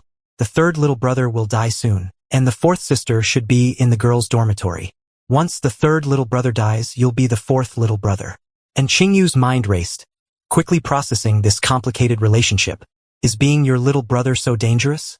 Just dying, no protection? It's fine. He can't not die. Xianxia must find the monster's mother body. They have already begun to infiltrate outwards. Chun Mai also walked out from a rental house not far from No. 2 middle school. Blood was still dripping from his knife. Xianxia. Did you hear that? Respond. Chun Mai vaguely heard a cacophony of sounds coming from his earpiece. At this moment, Xianxia was holding the flagpole, looking at the chaotic drill ground. He almost fainted from anger. Captain. Brother Tian. What's wrong with Chin Tian? Chun Mai's voice tightened. Brother Tian wove an electric net over the school. A good half of the students in the entire school were electrocuted and fell. The voice from Chun Tian's earpiece almost deafened Xianxia. He quickly pulled his head back. What's wrong? Captain Appa? You still have the nerve to ask me what's wrong? Look at what you've done. Chun Mai's tone was extremely irritable. Wu Xiangnan's voice also sounded in the earpiece, with a tone of reproach. What you did was indeed a bit excessive. Too ostentatious. I spoke indifferently. Do you know that monsters, due to special reasons within their bodies, can withstand much less electrical current than humans? In simpler terms, everyone currently sitting on the drill ground are monsters. The earpiece instantly fell silent. They were all monsters, but Mary instantly quieted down. The silence was deafening. After about 10 seconds, a thud came from Chun Mai's side. Thud. Well done, Chun Tian. I knew our little Tian wouldn't mess around. Ling Chia. Next time you slander Chin Tian, just wait for your salary to be docked. No, buddy. Ling Chia was about to curse, but was interrupted by my voice. Just a reminder. The monster's mother body is not on the drill ground. Ling Chia. Prepare to evacuate the students. Chun Mai's voice came through the earpiece again. Can your electric net cover the entire school? Captain. I'm Chun Tianli's team member. I know. I'm not a turtle in your wishing well. All right. I know. Why didn't you say I was late? All right. Stop the nonsense. Xiang, Nan. Have you found out what this monster is? It originates from a rural legend called the Nantua snake demon. The strange flesh Ling Chia mentioned inside their bodies should be snake seeds. They can use the snake seeds to turn their bodies into hosts, controlling their actions. On the drill ground, the monsters sitting on the ground exchanged glances. At this moment, they realized they were being targeted. One by one, the students' heads suddenly exploded, turning into hideous-looking monsters. Ling Chia narrowed his eyes. Damn it, all my weapons are in the classroom. I haven't even taken them out yet. Lin Chia frowned. A golden light flashed in his eyes. Just at this moment, he felt his shoulder being patted twice. Who? Li Yifei shrunk his neck and handed the black box to Lin Chia. I saw that there was an electric shock situation on the drill ground, felt something was wrong, so I brought this for you. Lin Chia was startled. How did you know it was electricity? I saw them twitching continuously, so I figured it must be. All right, you help evacuate the students. I'll go deal with the monsters. Ling Chia finished speaking, drew his straight blade, and soared towards the screams. At the same time, he opened his microphone. Lung Xian, the monsters are rioting. Prepare to open the boundless domain. 5 seconds later, a patch of emerald green light rose into the air. What's going on? Why is this color so peculiar? Li Yifei, meanwhile, quickly ran to the flag-raising speech platform and snatched the microphone from the teacher's hand. Everyone, look at me. I'm going to announce something. What are they? And Qingyu and I stood on the rooftop. He pointed at the drill ground, his face full of surprise. Nantua snake demon, a type of monster that can assimilate people after eating them. And Qingyu's eyes flashed with excitement. Then what about you? I stretched and led him downstairs. We are night watchers, specializing in killing these kinds of monsters. I didn't expect that besides science, this world also has such things. Then why have I never heard about it? Because after everything is over, you will all have parts of your memories erased. And Qingyu frowned. For him, erasing this memory was more unbearable than killing him. Looking at my back, he finally spoke. Can it not be erased? Or can I join you? I shrugged. Joining is temporarily not really possible. However, there is a way to not erase your memory. Not only that, I can also let you take a monster's head for dissection. Why help me? Do you think that big brother you called was for nothing? You'll have your chance to shine later. Just as we entered the teaching building, I saw several students frantically fleeing inside. There were also a few snake demons who took advantage of the chaos and rushed up. I placed one hand on Qingyu's shoulder and showed a wicked smile. Little Lin, do you know the old saying, flesh is weak, Machine is ascendant? Watch closely. Watch what? This sight will be very cool. As my voice fell, I glared, and silver-green light became even more dazzling. A laser beam shot out from my crotch, and the scrambling snake demons were instantly pulverized into a bloody mist. The entire teaching building was also pierced by the laser, leaving a man-high hole. The next second, Lung Xian's curses came through the walkie-talkie. Chuntian, you guys are going to shoot through the boundless domain. And Qingyu stared at my eyes curiously. Just now, you shot out a laser beam? That's right. Do you know about thunder? Of course. I'm a science student. I smiled mysteriously, reached out and scooped at my eye, pulling out my entire eyeball. And Qingyu's face was filled with shock. Here, take a look. It can shoot out laser beams through mental induction. It doesn't even require mental power. And Qingyu, as if he had discovered some treasure, carefully held it towards that eyeball. Can the eyeball see things? Yes, can. This is technology changing life. And Qingyu swallowed his saliva. If he weren't afraid of getting beaten, he'd immediately gouge out his own eyeball and put this thing in. It's too cool. Bro, can you lend me your eyeball for a few days? I want to research it. No way. If I give it to you, what will I use? However, I can let you experience it once. I'll let you. And Qingyu pinched the eyeball on the side with the pupil, pointing it towards a certain unlucky snake on the playground outside the window. He needed to visualize the firing scene in his mind, and Qingyu nodded excitedly. His other hand nervously clutched the corner of his clothes. Thoughts flashed through his mind. The entire eye emitted a bluish-green light. The laser ray instantly transformed into a laser, blasting out and once again making a large hole in the teaching building. And Qingyu looked at the blasted hole, breathing rapidly, his face flushed. So, the lens of science is a death ray, and art is Patrick Star.